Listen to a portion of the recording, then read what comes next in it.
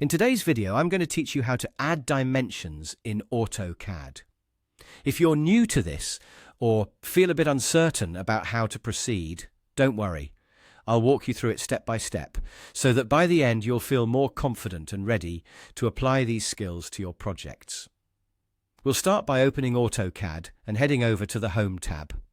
On this tab, you'll find various tools designed to assist you in your drafting endeavors. Our focus today will be on the Annotate section. This is your go-to area for adding annotations, such as text and dimensions, to your drawings.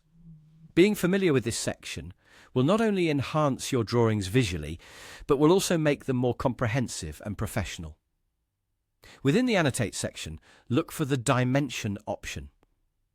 This tool plays a crucial role when you want to convey precise measurements of an object or a space within your architectural or engineering drawings. Click on the Dimension tool. This will activate it, allowing you to start adding dimensions to your shapes. Once you've selected the Dimension tool, you're ready to set the dimensions of your shape. This process is relatively straightforward. Using your mouse, click on the points on your drawing where you'd like to measure, and the tool will display the distance or size in terms of dimensions. A handy tip here is to ensure that the snaps are correctly set so that your dimensions snap to the exact points you want them to. This will help avoid inaccuracies in your measurements.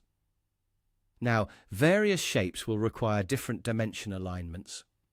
Whether you're working with horizontal, vertical, or slanted shapes, you can change the direction of the dimension line to suit your drawing needs.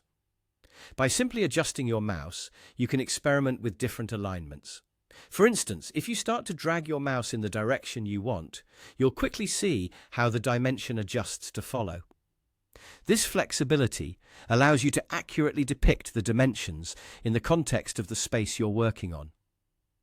As you practice, you'll develop your muscle memory, and it will become second nature to manipulate dimensions precisely. Don't rush through this. Take your time to explore how each movement of your mouse changes the alignment and positioning of your dimensions.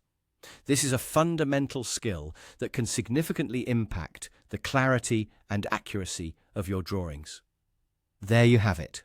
By following these steps and practicing a bit, you'll become adept at adding dimensions in AutoCAD, bringing your projects one step closer to completion. As always, the more you practice, the more intuitive this process will become. Thank you for watching, and happy drawing.